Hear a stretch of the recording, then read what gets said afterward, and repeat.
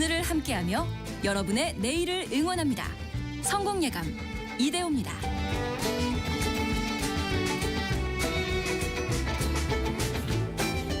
성공예감 이대호입니다. 2부가 돌아왔습니다. 3월 4일 수요일 오전 10시 5분 함께하고 계시고요. 2부도 또 함께해 주셔서 고맙습니다. 자, 오늘 경제상식 퀴즈의 정답. 최근에 뉴스에서 정말 많이 나오고 있는 호르무즈 해협입니다. 이란의 혁명 수비대가 사실상 이곳을 봉쇄했다라고 하죠. 또 그러면서 국제 유가, 물류비, 또 이것이 또 연쇄적으로 물가를 올리지 않을까 이 걱정이 커지고 있는데요. 우승희 님이 어제 대구에서 기름을 넣었는데 줄이 엄청 길어서 40분을 기다렸다고 하시네요. 근데 갑자기 앞에서 95원을 올렸다고요. 줄 서 있는데 40분째 줄 서 있는데 앞에서 95원을 올려. 또 주유소 사장님도 또 어쩔 수 없이 또 저도 대학교 때 주유소에서 아르바이트를 해봤습니다만 사장님이 저 앞에 있는 주유소 지금 얼마인지 보고 와라. 그래서 보고 오고 거기 좀 올렸던데 야 그럼 우리도 얼마 올리자 이렇게 해서 또 사실은 사장님 마음이긴 하죠. 그게 또 시장 가격이기도 하고 0067 쓰시는 분은요. 아들이 해양대학 나와서 상선을 타고 있는데요. 호르무즈 그 근처에 있다고 연락이 왔습니다. 안전을 빕니다. 라고 보내주셨고요. 그러게요. 별일 없길 바랍니다.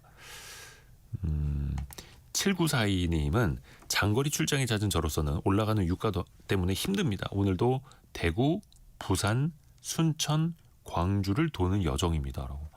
어마어마하시네요. 안전운행 하시길 바라겠습니다. 1253님은 출장 갔다가 이제야 인사드리네요. 이대호님 목소리가 그리웠어요. 라고 보내주셨고요. 고맙습니다. 9241님 이란은 무슨 권리로 호르무즈 해협을 통행을 방해하는 건가요? 라고 보내주셨는데 전쟁통에 무슨 권리가 있겠습니까? 빨리 좀 풀리길 바랍니다. 평화적으로.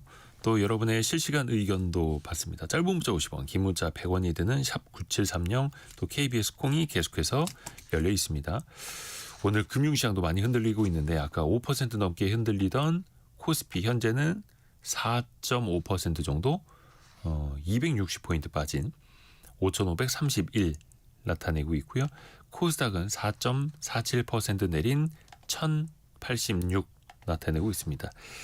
종목별로는 변동이 지금 굉장히 큽니다. 하이닉스는 개장 초 낙폭을 대부분 만회하고 한 1% 안팎으로 낙폭을 좀 좁히기도 했고요. 삼성전자는 3%대 하락 현재 이어지는 걸로 보이네요.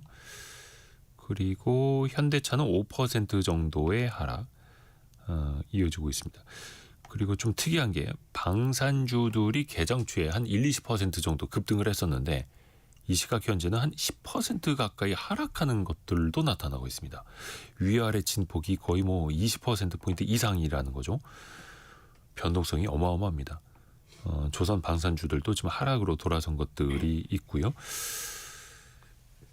확실히 뭔가 알지 못할 때 불확실성이 클 때는 그냥 차라리 가만히 있는 게 더 나을 때도 있을 것 같습니다. 환율 한번 봐야죠. 환율 1476원대네요. 현재는 1476원대. 어젯밤에는 1507원 정도까지 가기도 했었죠. 환율의 변동폭도 엄청나게 크게 이어지고 있습니다. 자, 이제 미래생활사전 시간으로 갑니다. 혁신의 상징 미국의 실리콘밸리가 있죠. 또 그곳에 있는 기업들 일하는 문화도 자유분방하고 유연하다고 여겨졌던 그 기업들의 문화 점차 달라지고 있다고 하는데요.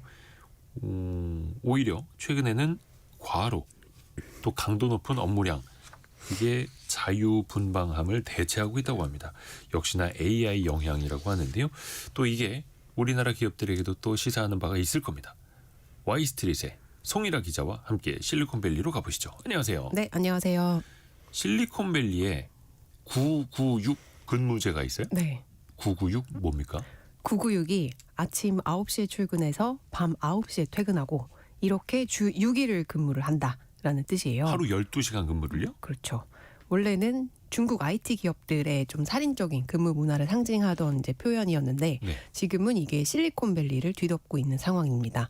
우리나라도 지금 주 52시간 근무가 일상화가 됐고 주말은 휴일이다. 이런 인식이 굉장히 당연하잖아요. 근데 이게 무슨 시대를 역행하는 문화야라고 하실 수도 있는데 실제로 오늘날 실리콘밸리에서 나타나고 있는 현상이에요. 근데 그 실리콘밸리 예전에 저도 이제 몇몇 기업들 견학을 가봤는데 네, 구글 그 캠퍼스 안에 오락실이 있더라고요. 그렇죠. 맥주도 마시고. 그죠, 뭐 탁구도 치고 네. 뭐 운동 경기도 할 수 있고 명상하는 곳, 요가하는 곳도 있고 그런 문화였잖아요. 이게 왜 네. 갑자기 변한 겁니까? 저 원래 말씀하셨던 대로 그동안 실리콘밸리에 일하는 문화는 work hard, play hard 이런 열심히 일하고 일할 때 열심히 일하고 놀자. 놀 때 놀고. 네, 그래서 예. 특히 이제 스타트업들은 이제 넘쳐나는 그 유동성 속에서 번쩍이는 아이디어 하나로 거액의 투자를 받고 또 캐주얼한 분위기에 이제 밤만 되면 네트워킹 파티를 중시하던 문화가 강했는데요. 이제는 다 시절 좋은 때 이야기가 됐습니다. 이제 코로나19 팬데믹을 기점으로 일단은 재택근무가 확산이 그 당시에 되면서 일단 사무실 자체를 줄인 회사가 많아졌고요.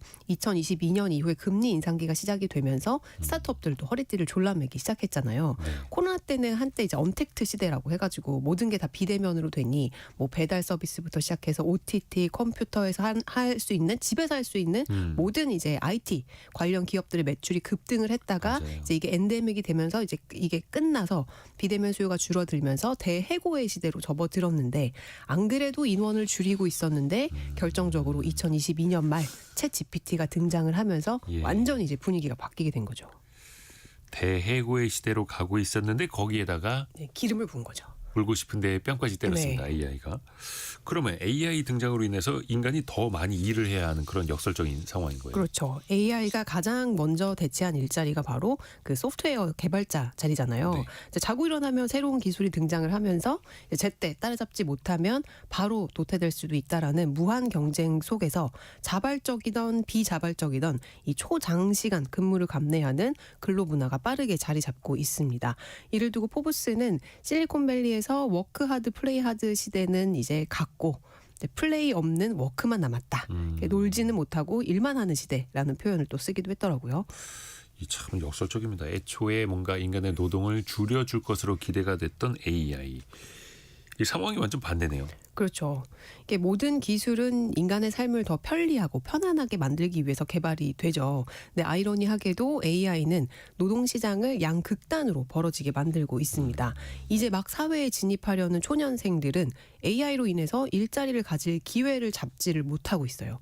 근데 반면에 이미 일자리를 가진 사람들은 더 강도 높은, 더 높은 이제 어떤 역량을 요구받고 있다는 거죠.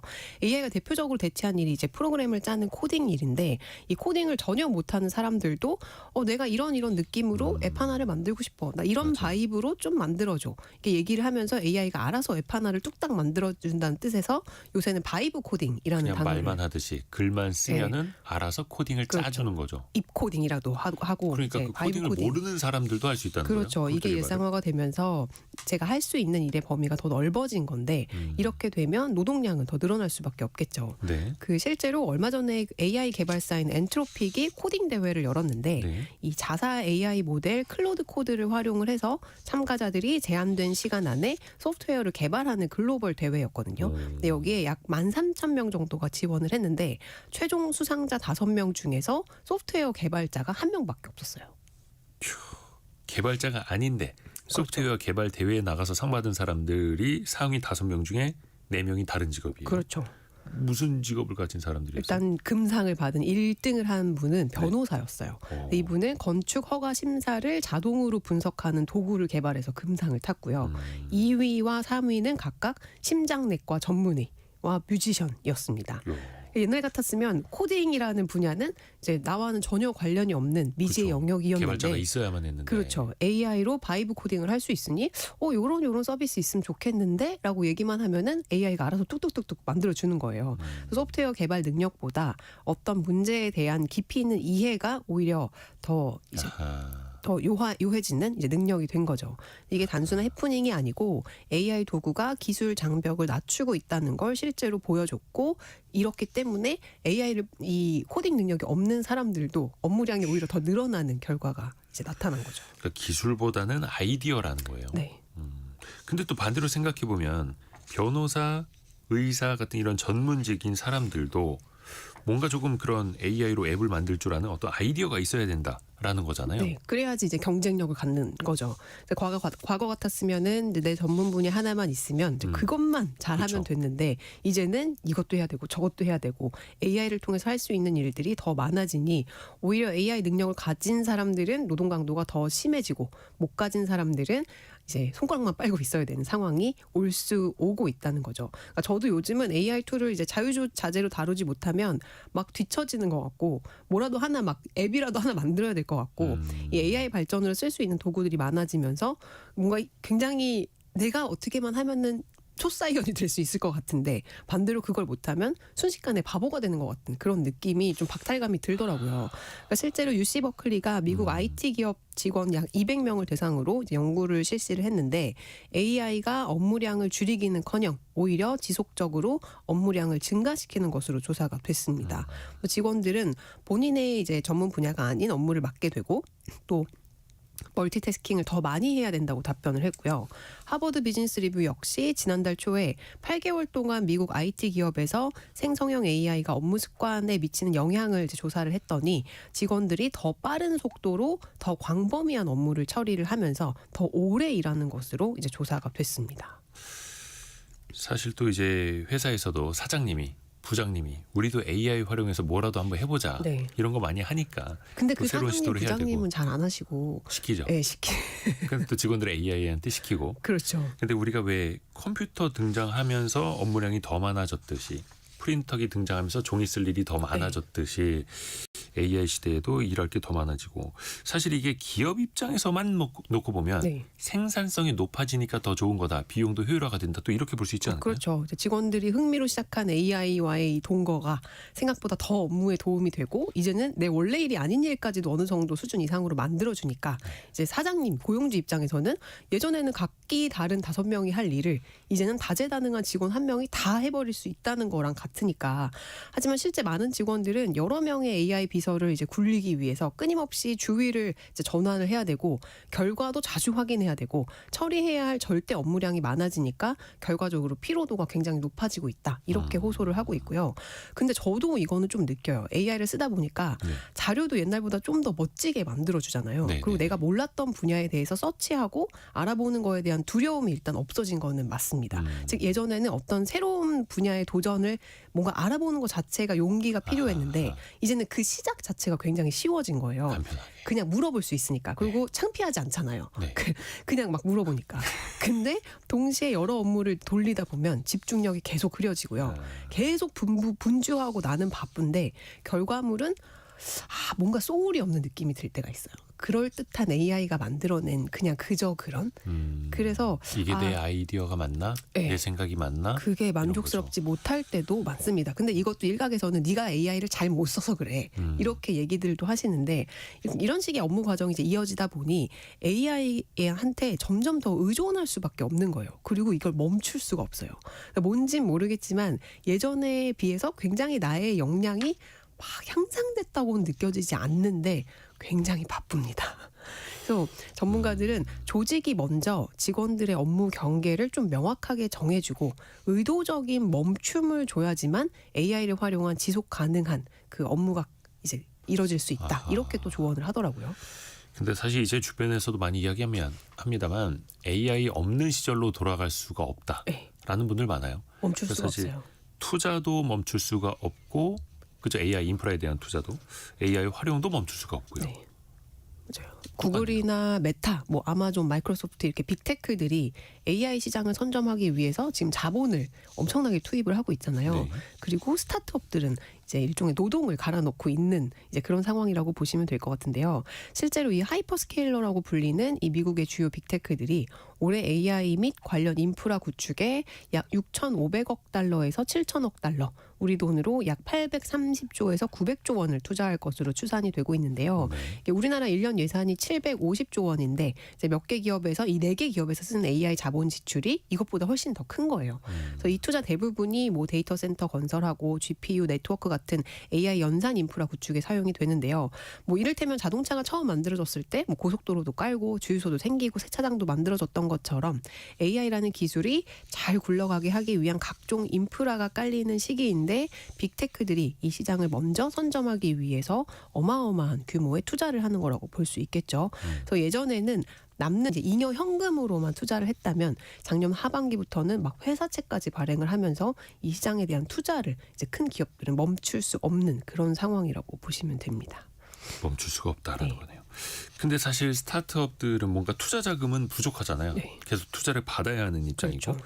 그래서 어떻게 보면 인력을, 노동을 더 갈아넣는 거예요. 맞습니다. 주 80에서 뭐 90시간까지 뭐 이런 얘기들도 나오고 채용 공고를 올릴 때도 이제는 많은 스타트업들이 근무 시간을 직접적으로 언급을 안 하고 있습니다. 아, 정해진 근무 시간이 없다. 네, 그러니까 근무 시간 자체에 대한 언급을 안 해요. 대신 그러니까 우리나라에서 그렇게 하면 큰일 날 네, 것 같은데. 빠른 의사결정과 결과 중심의 업무 환경에 잘 적응할 수 있는 사람을 찾습니다. 뭐 이런 식으로 요구를 하고 있고요. 이 VC 업계에서도 올해가 돈을 벌지 못하는 AI 스타트업들이 본격적으로 도태되기 시작하는 한 해가 될 거다라고 아하. 전망을 하고 있습니다. 몇 년 전까지만 해도 회사 이름 앞에 AI만 붙으면 투자를 해주던 시절이 있었어요. 근데 이제는 실제 매출이나 고객 수, 기술 적용 사례를 요구하는 경향이 많아졌고 이 때문에 스타트업 내부에서는 시시각각으로 발전하는 AI 기술을 활용을 해서 시간 내에 성과를 만들어내기 위해서 이제 인력을 이제 엄청나게 집약적으로 투입하는 경우가 늘어나게 된 겁니다. 창업자들은 짧아진 성과 검증 주기가 조직 전체를 강하게 압박하고 있다라고 말하고 있고요.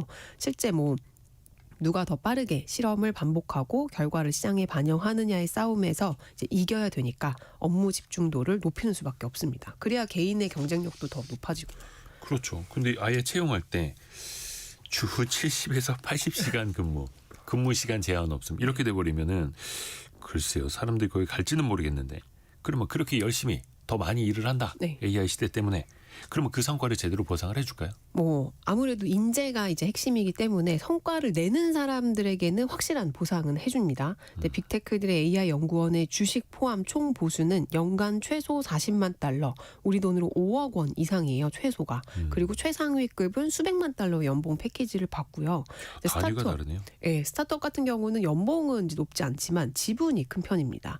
근데 이것도 상위 5에서 10% 정도 핵심 인재들에게 이제 과도하게 높은 보상이 몰려 있고 나머지 90%는 업무 강도는 늘었는데 보상은 그만큼 빠르게 따라오지 않으면서 일부 개발자들 사이에서는 좀 불만도 나오고 있는 상황이고요. 근데 또 한편으로는 새로운 AI 기술이 나왔다 하면 나만 새로운 거 아니고 모두한테 다 새로운 거잖아요. 그렇죠. 내가 얼마나 더 빨리 이걸 내 걸로 만들고 또 다른 결과물을 만들어내느냐에 따라서 또 다른 기회가 또 생기기도 하니까요. 네. 막 자발적으로도 계속 이거를 하고 있는 거예요. 멈출 수 없게.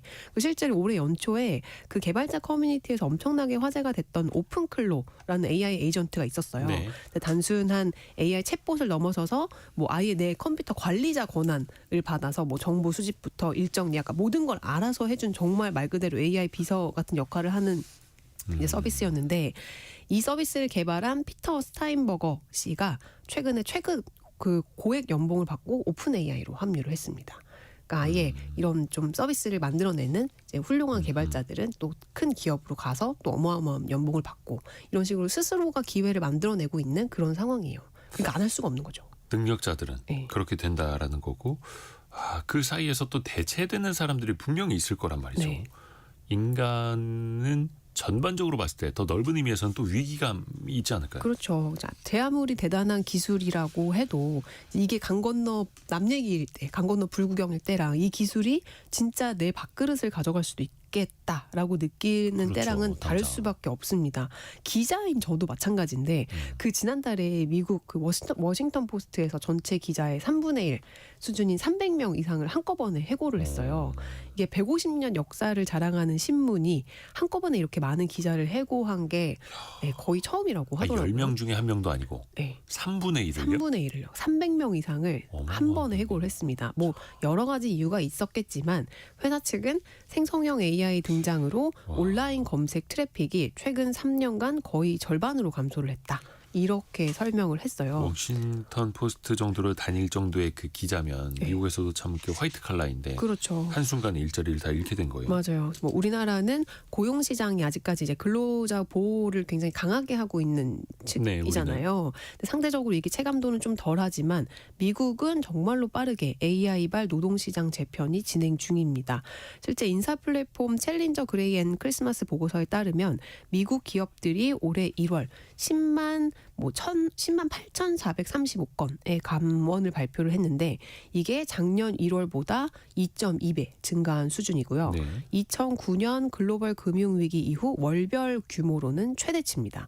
그러니까 일반적으로 1분기에 인력 감축이 많이 발생하는 경향이 있어요. 근데 올해 1월에는 이례적으로 높은 수준이라는 분석이 나오고 있어요. 그러니까 아마존이 이제 16,000명 정도 줄였고요. 네. 트위터 창업자인 잭 도시가 CEO로 있는 이제 핀테크 기업 블록이라고 있는데 여기는 최근에 전 직원의 40%를 해고한다고 발표를 했습니다. AI 전쟁의 최전선에 서 있는 이 엔트로픽의 이 다리오 아모데이 CEO는 AI가 5년 내 사무직 일자리의 절반을 대체할 거다라는 전망을 내놓고 있어요. 그러니까 빨리 선택을 해야죠. AI를 잘 활용할 건지 네. AI에게 대체가 될 건지. 네, 근데 뭐 답은 이거는 뭐 자명한 거고요. 그렇죠.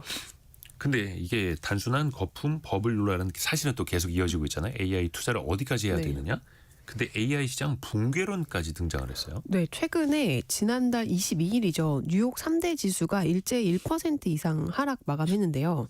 그 원인으로 지목된 게 시트리니 리서치라는 신생 리서치 회사가 발표한 하나의 보고서 때문이었어요. 보고서 하나 때문에. 예, 이 보고서 제목이 2028년 글로벌 지능 위기 라는 제목이었거든요. 네. 이 보고서 공개 하루 만에 750만 회 이상 조회수를 이제 기록을 하면서 월가에서 큰 반향을 불러일으켰고 이게 AI발 투매를 이제로 이어진 겁니다. 아니 작은 리서치 회사가 네. 써낸 보고서 하나 때문에요. 직원이 한 10명 정도밖에 안 되더라고요. 근데 금융시장 이 회사. 전체가 흔들린 거예요. 네. 어떤 내용이었길래요? 이 보고서가 2028년을 이제 가정을 해서 이제 쓰여진 거시경제 리포트를 이제 시나리오를 쓴 거예요. 그래서 2년 뒤 시나리오를 제시를 한 건데 네. AI가 지나치게 성공적이어서 경제에 어마어마한 충격을 준다라는 게 골자입니다.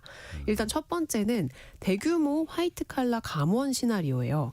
2026년 초부터 기업들이 AI 에이전트를 인간 대체 수단으로 본격적으로 활용을 하고 이게 사무직, 화이트 칼라 중심의 일자리 구조 조정이 진행된다고 예상을 했는데요. 네. 그 결과 미국의 실업률이 10.2%까지 상승을 하고 S&P 500 지수가 올해 10월을 이제 최고점을 기록한 이후에 2년간 약 38% 하락할 수 있다. 이렇게 전망을 했어요. 그러니까 노동시장 충격이 금융시장 전체로 전이되는 미래를 이제 예상을 한 겁니다.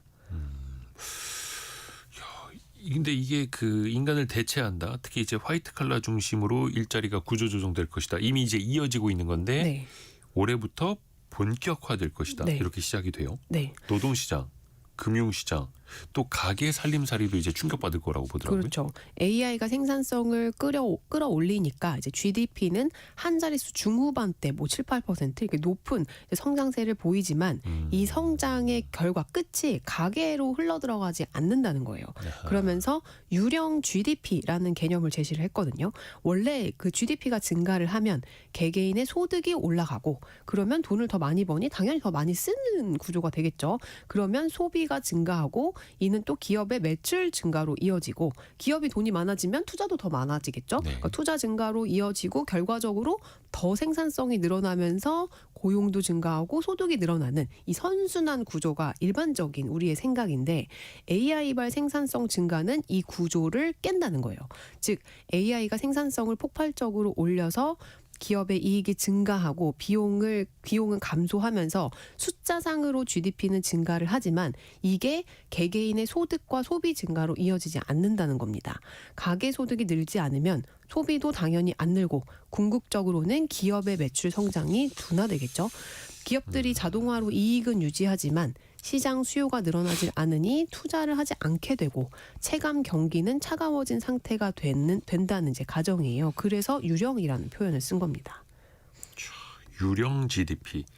그러니까 AI로 인해서 돈 버는 회사들은 분명히 나타나지만 그게 돌질 않는다는 거잖아요. 순환이 안 된다. 아니 근데 사실은 새로운 기술이 나올 때마다 반감 같은 건 늘 있었습니다. 그리고 이 시트리니 보고서 자체가 너무 최악의 맞아요. 시나리오만 또 가져간 걸 수도 있잖아요. 그런 반론도 있어요. 그러니까 특히 이제 산업혁명이 시작된 200여 년 전에 그 영국에서 일어난 러다이트 운동 다들 이제 기억하실 텐데요. 그 산업혁명으로 이제 방직이나 편직 기계 같은 게 속속 이제 기계들이 도입이 되면서 일자리를 잃거나 임금이 이제 확 줄어든 숙련 노동자들이 이제 공장에 쳐들어가서 기계를 부순 사건이에요. 네. 당시 이 운동이 점점 심해지면서 이제 정부가 군대를 투입하고 막 기계를 파괴하는 사람들을 처형하거나 추방하는 강경 진압을 해서 이제 몇 년 가진 않았는데, 하지만 이 기계 도입이 결과적으로는 생산성을 폭발을 시켰고 물건 가격이 쭉 떨어지면서 수요가 급증을 했고 아예 새로운 산업군을 탄생을 시켜서 고용이 오히려 더 증가하는 선순환 구조를 다시 만든 거죠. 그러니까 이게 AI에도 이럴 수 있다라는 이제 반론이 있는 거죠. 그러니까 보니까 18, 19세기 영국에서 이제 손으로 천을 짜던 직조공들이 이제 기계식 방적기가 도입이 되면서 이제 기계에 밀려서 일자리를 잃었어요. 처음에는. 근데 이 기계가 도입이 되면서 천의 생산량이 기하급수적으로 늘어났고 이게 면직물 가격이 엄청나게 빠지는 원인이 된 거예요. 네. 그래서 그 전까지는 이런 좋은 옷들은 부자들이나 입던 사치품이었는데 이게 대중적인 소비재로 이제 바뀌면서 수요가 전체 총 수요가 늘어나고 그렇게 되니 공장을 증설하고 더 많은 기계가 설치가 되면서 더 많은 노동자를 채용하게 되는 결과적인 사회적 후생이 증가하게 된 거죠. 즉 직조공은 줄었지만 공장 노동자는 폭증을 하면서 총 고용이 늘어나게 되는 상황이 왔습니다. 게다가 제조업이 이렇게 확장이 되면 기계 설계자, 공장 관리자, 엔지니어, 기계 수리공 같은 기존에 없었던 직업군이 생겨나게 되면서 뭐 우리 AI도 우리가 지금까지는 모르는 새로운 일자리를 더 만들 거다. 이런 이제 반론들도 있어요. 근데 우리가 지금 이 파도의 한 가운데에 있는 상황이라 이게 어떻게 어디로 튈지는 모르겠지만 이 스트레진 리서치가 이제 시장에 엄청나게 큰 영향을 주고 있다는 것은 이제 현재 팩트입니다. 고도로 발달하고 있는 기술이 어떤 영향을 줄 것인가, 파괴적으로 보는 관점도 있고 좀 이제 생산적으로 보는 관점도 네. 있고. 안진수님이 버스 하는데요, 자율주행 버스도 나온다는 얘기도 있는데 완전히 자리 잡기 전까지는 그래도 시간이 필요할 겁니다. 우리 다음 세대들이 문제 되겠네요라고도 맞아요. 보내주셨고, 이 AI로 인한 위기, 이게 그러면 산업혁명 때랑은 또 어떻게 다를까요? 이게 증기기관이나 뭐 공장 자동화처럼 산업혁명 때 일어났던 그런 변화들이 인간을 보조하는 수단으로서 작동을 했는데 AI는 인간의 노동 그 자체를 대체할 가능성이 높다는 게 일단 전문가들이 가장 우려하는 부분이고요. 이 말은 그 새로운 일자리 창출 속도가 더 느려질 수 있고 AI를 잘 다룰 수 있는 소수의 고숙련자들에게만 소득이 집중이 되면서 중간층이 붕괴될 가능성이 크다는 겁니다.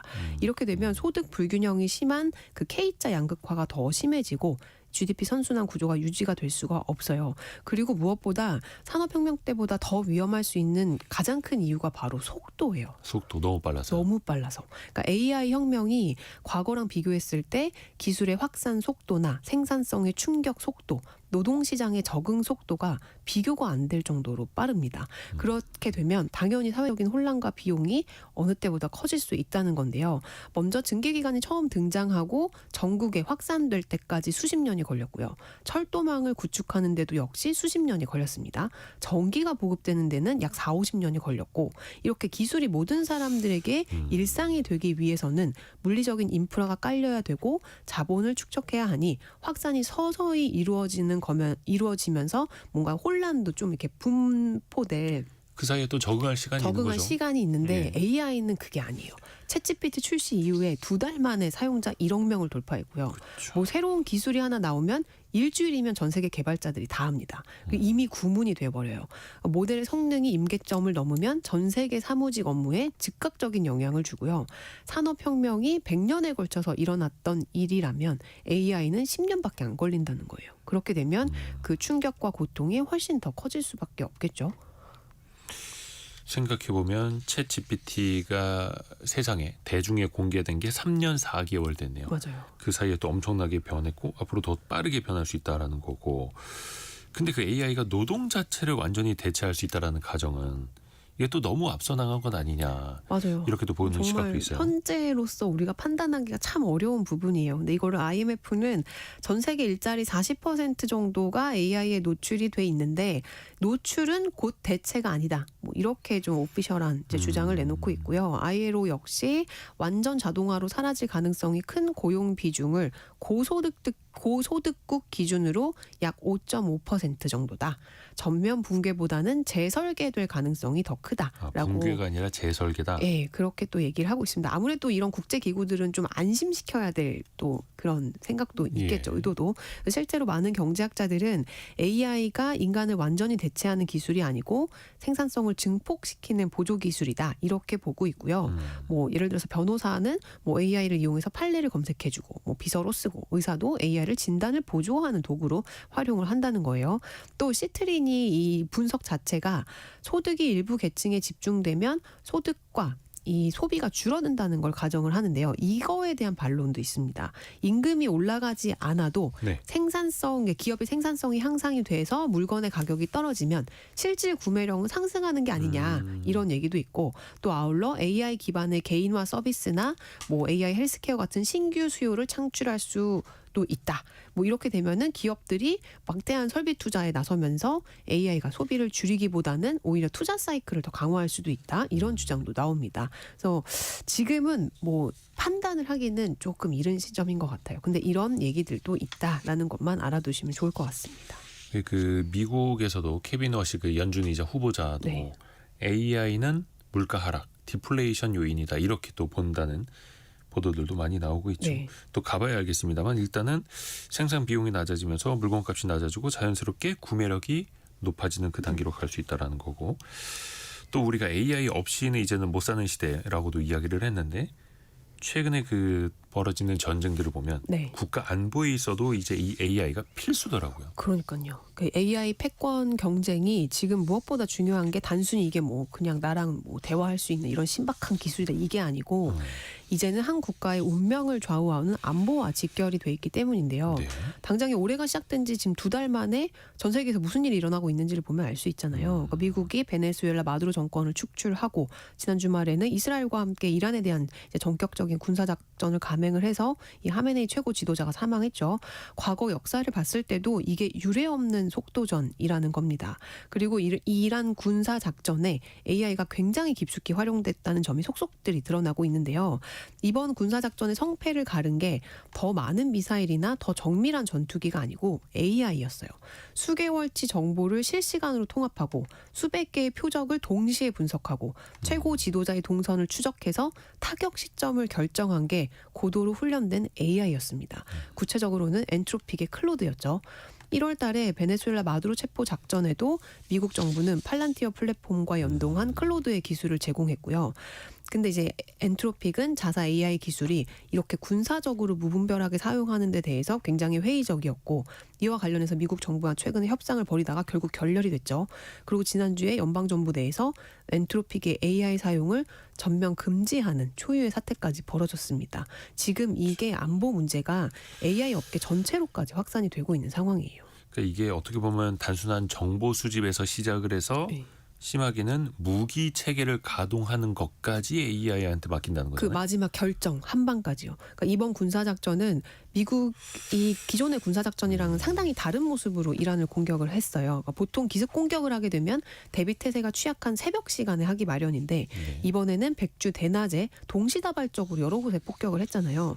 이란도 설마 오전에 할 거라고는 예상을 못한 상태에서 수뇌부가 한꺼번에 다 모여서 회의를 한 그 시간에 그 장소를 이제 공격을 했단 말이죠. 하메네이가 어느 건물에 언제 머물지를 계산하고 어떤 순서로 500개 이상의 목표물을 공격할지를 설계한 인프라의 그 중심에 AI의 치밀한 계산과 설계가 있지 않고서는 불가능한 작전이었다라고 전문가들이 입을 모으고 있고요. AI가 전쟁의 보조 수단이 아니고 전쟁의 설계자로서 역할을 한 거고 이거를 알고 있는 AI 기업 수장들이 업계 전체의 문제로 받아들이고 있다는 거죠. 그러니까 19세기 우리 다이너마이트를 개발한 노벨 역시 그 막대한 부를 이뤘지만 결과적으로 이제 본인이 개발한 개발한 그 물질이 전쟁과 대량 살상에 사용되는 걸 보고 노벨상을 만들었잖아요. 그 그렇죠. 죄책감에. 예. 지금 AI 업계에서도 이 비즈니스와 윤리적인 가치 사이에 갈등하고 있는 굉장히 그 첨예한 갈등을 보여주고 있고 샘 알트만 오픈 AI CEO도 AI가 대규모 감시나 자율 살상 무기에 사용돼서 안 된다는 거는 오랫동안 우리의 주요한 레드라인이었다라고 말하면서도 또 반대편에서는 엔트로픽이 저렇게 팽당하는 걸 보고 나니까 이걸 어떻게 해야 되나 이런 고민한 또 모습을 보이기도 한단 말이죠. 그래서 그러니까 그 엔트로픽이 미국 국방부의 요구를 들어주지 않아서. 않는 모습을 보면서 오픈 AI 샘 알트먼이 엔트로픽을 지지한다라고 선언을 했는데 정작 본인은 미국 국방부랑 새로운 또 계약을 했죠. 맺었더라고요. 예. 엔트로픽 빠지고 자기네가 예. 그 돈 벌어가겠다. 그렇죠. 그럼 이제 미국의 어떤 무기 체계 다른 나라를 공습하는데 오픈 AI의 기술이 쓰일 수 있다라는 네. 그 방향인 거고요. 자, 이 전쟁뿐만 아니라 패권 경쟁 사이에서도 이 AI가 빠질 수가 없습니다. 그렇죠. 미중 사이에는 뭐 더더욱 중요할 거고요. 맞아요. 미국이 이번에 공격한 이번 올해 초에 이제 1월, 1월 두 나라가 모두 세계 최대의 석유 매장량을 보유한 국가잖아요. 네. 동시에 중국의 핵심 에너지를 수출을 하는 이제 국가예요. 중국, 러시아와 전략적인 관계를 가져가는 나라라는 공통점이 있습니다. 미국이 이들 국가를 친 직접적인 이유는 뭐 지역 안보와 핵 문제 때문이지만 그 뒤에는 미중 패권 경쟁이 깔려 있다라는 분석이 지배적으로 나오고 있고요. 중국의 AI, 특히 휴머노이드 로봇 시장의 발전 속도가 어마어마하잖아요. 특히 이제 AI의 필수제가 에너지인데 그렇다 보니 에너지의 확보 경로를 좀 차단을 해서 중국의 반도체, AI 경쟁력을 약화시키려는 의도가 있을 수도 있다. 뭐 이런 얘기도 있고 미국이 중국과의 AI 패권 경쟁에서 초격차로 앞서가기 위해서는 이처럼 전략적으로 외교 안보 차원에서 좀 전략을 짜고 머리를 굴리고 안으로는 뭐 살인적인 근로 문화로 이제 본인들의 이제 경쟁력을 더 갖춰 나가고 있는 상황입니다. 이게 참 아이러니합니다. 그러니까 네. 너무나 많은 것들이 이제 포함돼 있어서 미국이 왜 이렇게 했구나라는 거를 생각해 보면 AI가 그 중심에 항상 있어요. 노동시장의 변화에서 전쟁까지 네. 나아가서 패권 경쟁까지 이 AI가 핵심이 되어가고 있고 사실 우리도 그래서 글로벌 AI 강국 뭐 1, 2는 못 돼도 넘버 3까지는 가보자라고 그렇죠. 하면서 우리도 또 열심히 하고 네. 있잖아요. 맞아요. 이 시기를 살아가는 우리들은 뭘 어떻게 하면 좋을까요? 뭘 어떻게 해야 할까요? 어려운 과제죠. 어렵죠. 우리는 이제 과거 핵을 어떻게 억제하는지가 이제 냉전 시대의 균형을 이뤘던 것처럼 이제는 AI 능력이 국제 질서의 균형을 만드는 시대에서 살고 있다. 이렇게 이제 이해를 하면 될 것 같아요. 그래서 그야말로 AI가 국가 권력 인프라의 핵심이 된 지금 이제 우리가 이 기술을 누가 통제하고 어떤 조건을 사용하는지가 국가의 생존과 직결될 가능성이 굉장히 높습니다. 엄청나게 무거운 일이죠. 한국은 특히 이제 반도체라는 공급망의 우위를 지금 점하고 있는 만큼 이를 전략적인 자산으로 가져가되 새로운 질서에서 어떤 역할을 할 것인지를 좀 다각적으로 생각을 해서 빠르게 실천에 옮겨야 될 것 같아요. 속도가 정말 너무너무 중요한 시장이다 보니 한편 또 개인들은 AI 시대를 살아가는데 무엇보다 중요한 게 새로움을 받아들이는 유연한 자세겠죠. 이제 새로운 게 나왔다 하면 사실 저도 이제 뭐 하나 새로운 게 나왔다 그러면 진짜 힘들어요. 그거를 캐치업하고 따라가고 이제 한 번씩 써보는 게 우리 누가 그러더라고요. 영포티 무시하지 말아라. 네, 40대. 우리는 이 공중전화부터 삐삐부터 지금 다 AI까지 다 겪어봤다. 다 겪어본 세대다. 그래서 이 파도 속에 우리가 할 수 있는 최선은 이제 한 번씩 써보고 장단점을 느껴보면서 훌륭한 비서로 만들어 나가는 거였고요.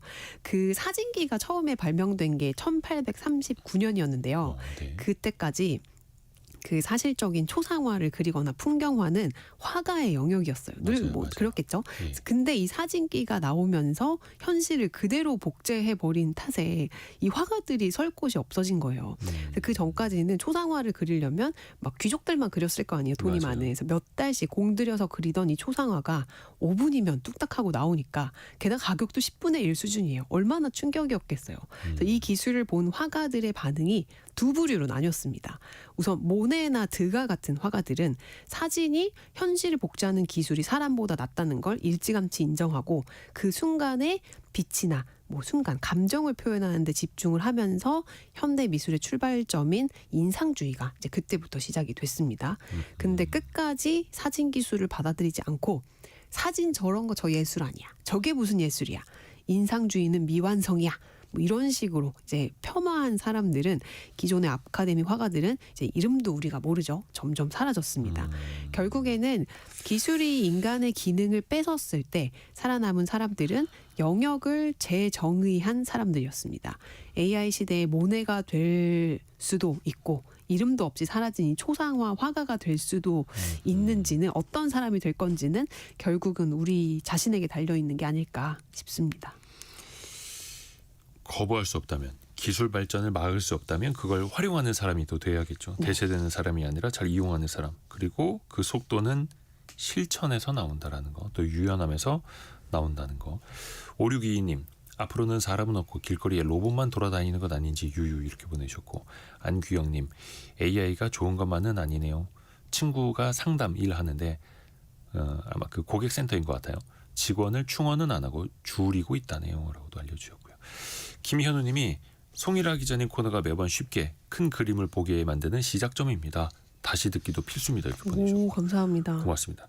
와이스트릿 송일하 기자였습니다. 고맙습니다. 감사합니다. 라디오 정보센터 다녀옵니다. 이란이 현지 시각으로 오늘 호르무즈 해협에서 최소 10척의 선박이 미사일 공격으로 불탔다고 주장했습니다. 트럼프 대통령은 미 해군의 유조선 호송 가능성을 공식화하며 강경 대응 방침을 밝혔습니다. 이재명 대통령이 마르코스 주니어 필리핀 대통령과 정상회담을 갖고 원전과 조선 등 신산업 분야에서 양국 협력을 심화하기로 했습니다. 1억 원 공천 헌금을 주고받은 혐의를 받는 무소속 강선우 의원과 김경 전 서울시 의원이 어젯밤 구속됐습니다. 올해 전국 초등학교 입학생 수가 29만 8천여 명으로 사상 처음 30만 명 아래로 떨어졌습니다. 신입생 없는 학교도 5년 만에 70% 증가했습니다. 지금까지 라디오 정보센터 뉴스 정원나였습니다. 청취자 여러분의 질문이 콘텐츠가 되는 시간 애프터 서비스 코너입니다. 유혜진 리포터 안녕하세요. 네, 안녕하세요. 질문 들어볼까요? 네, 게시판으로 천병기님. 어머님 사망 후 주택 상속 과정에서 취득한 다음 바로 매매를 했는데 이런 경우 생애 최초 혜택이 없어지는 건가요? 하셨습니다. 잠깐 취득했을 때 그렇죠. 안분도 세무사의 설명 들어보시죠. 상속주택은 원칙적으로 주택을 소유한 이력으로 간주되어 생애 최초 취득세 감면을 받을 수 없습니다. 다만 지방세 특례 제한법 36조의 3 사망 1호에서 예외 규정을 두고 있습니다. 상속으로 주택의 공유 지분을 소유하였다가 그 지분을 모두 처분한 경우에는 주택을 소유한 적이 없는 것으로 보게 됩니다. 여기서 주의할 점이 두 가지 있습니다. 첫째, 상속주택을 단독으로 취득한 경우에는 예외 규정 적용이 불가능합니다. 둘째, 신규 주택 취득 이전에 해당 상속주택 지분을 이미 처분한 상태여야 합니다. 그러니까 상속받은 주택을 혼자서 받으면 안 나중에 된다. 생애 네. 최초 취득세 감면 혜택이 안 되고 다른 사람이랑 같이 공유해서 받은 지분이라면은 생애 최초 취득세 감면이 나중에 혜택이 된다라는 거고요. 그렇죠. 아하, 단독 여부냐가 중요하네요. 다른 질문은요? 네, 정부에서 사상 처음으로 농지 전수조사를 하겠다 이런 소식 들으셨을 텐데요. 1738님, 매입한 지 30년이 넘은 농지도 이번에 전수조사 대상이 될까요? 하고 문자 보내주셨습니다. 말 그대로 전수조사라는 게 전체를 다 들여다보겠다라는 거잖아요. 그러니까 매입한 지 뭐 30년이 됐건 3년이 됐건 다 네. 본다는 이야기고, 물론 이게 이론적으로 그런 거지 전국을 다 어떻게 본다라는 건지는 조금 그쵸. 구체적인 발표를 좀 확인해 봐야 되겠고요. 그 명확히 정해진 거는 아직 없습니다만 정부에서 포인트를 두고 있는 건 투기성이 있느냐. 네. 이게 중점적으로 될 테고요. 농지의 소유, 거래, 이용, 전용 등을 보게 될 텐데 네. 무단으로 휴경을 하거나 불법으로 임대차를 네. 하거나 아니면은 해당 지역 거주자가 아닌 사람이 취득한 네. 토지, 그게 어떻게 농사가 지어지고 있는가를 본다라는 거죠. 물론 이제 서류 먼저 볼 테고 현장도 아마 실사를 하게 되겠죠. 그렇겠죠. 향후에 또 구체적으로 발표되는 내용을 보고 또 알려드릴게요. 다음 질문은요. 네, 강은주님, 부모님께 논농사 농지를 상속받았어요. 이런 경우는 어떤가요? 하고 문의를 주셨는데요. 이 내용 알아봤습니다. 우리 농지법에는 농지는 농업 생산성을 높이는 방향으로 소유 이용돼야 하며 투기의 대상이 돼서는 안 된다라는 규정이 있고요. 원칙적으로 자신의 농업 경영에 이용하는 게 아니라면 농지를 소유하지 못합니다. 다만 상속을 받은 농지나 8년 이상 농업 경영을 하다가 농사를 짓지 않는 경우, 주말 체험 영농 목적인 경우 등에는 예외적으로 농지 소유가 인정된다고 합니다. 아하, 상속을 받은 것은 농지 소유가 인정이 된다. 네. 다음 질문은요. 네, 중동 사태와 관련해서요. 8272님, 국제 유가가 오르면 경유차는 더욱 부담이 됩니다. 하고 의견 보내주셨습니다. 그렇죠. 물론 이제 휘발유 가격도 올라가긴 합니다만 경유 가격도 더 많이 부담이 되시는 거는 좀 상대적인 것 같아요. 휘발유는 승용차에 기름 아무리 많이 넣어봐야 한 10만 원 좀 넘지 않습니까? 네. 근데 화물차는요. 한 번 넣을 때 200리터, 400리터, 뭐 몇백 리터씩을 넣게 네. 됩니다. 그러면은 한 번 주유하면 뭐 한 50만 원? 막 이렇게 네. 주유하기도 하거든요. 그렇기 때문에 체감되는 그 물가 상승이 훨씬 더 클 수밖에 없는 거고요. 또 산업용, 군용 장비 등등의 경유가 또 많이 쓰이기 때문에 국제적인 어떤 정세 변화, 네. 금융적인 충격에 따라서도 또 충격이 바로 또 전이가 되는 경우도 많이 있고요. 또 유류세 인하 정책에 또 착시 효과가 있기도 합니다. 네. 그 유류세 인하할 때 보통 이제 정률로 낮춰주는데 원래 세금이 높았던 휘발유를 더 많이 깎아주는 걸로 보이기도 하죠. 그래서 상대적으로 경유 측면에서 보면 좀 불리하게 네. 느껴지는 게 있을 수 있을 겁니다. 하나 더 들어볼까요? 네, 9730님, 기름값에서 유류세 비중이 너무 많은 것 같습니다. 하셨어요. 이게 기름값이 쌀 때는요. 그 세금 액수 이게 리터당 정해진 금액을 세금에서 깎아주는 것이라 네. 기름값이 낮을 때 예를 들어서 리터당 1,000원일 때는 그 네. 세금의 비중이 더 높아 보이죠. 그런데 만약에 리터당 2,000원으로 간다. 유가가 높아져 보인다. 그러면 네. 그 세금이 차지하는 비율은 낮아지는 효과가 나타나는데요. 유류세 인하는 한시적 인하 조치가 20번째 연장이 네. 되고 있는데 이게 4월 말까지거든요. 네. 근데 지금 상황으로 봤을 때는 연장을 안 할 수가 없겠죠. 또 그렇죠. 아무튼 이 유가가 치솟는 상황이 좀 빨리 마무리됐으면 하는 바람도 가져보고요. 유혜진 리포터 고맙습니다. 감사합니다. 감사합니다. 아까 낙폭을 좀 좁히기도 했던 증시가 지금은 다시 더 많이 빠지고 있습니다. 코스피는 5.8%, 코스닥은 6.5% 밀리고 있는 상황이고요. 내일 아침 9시 5분에 다시 찾아뵙겠습니다. 상공예감은 오늘도 여러분을 응원합니다.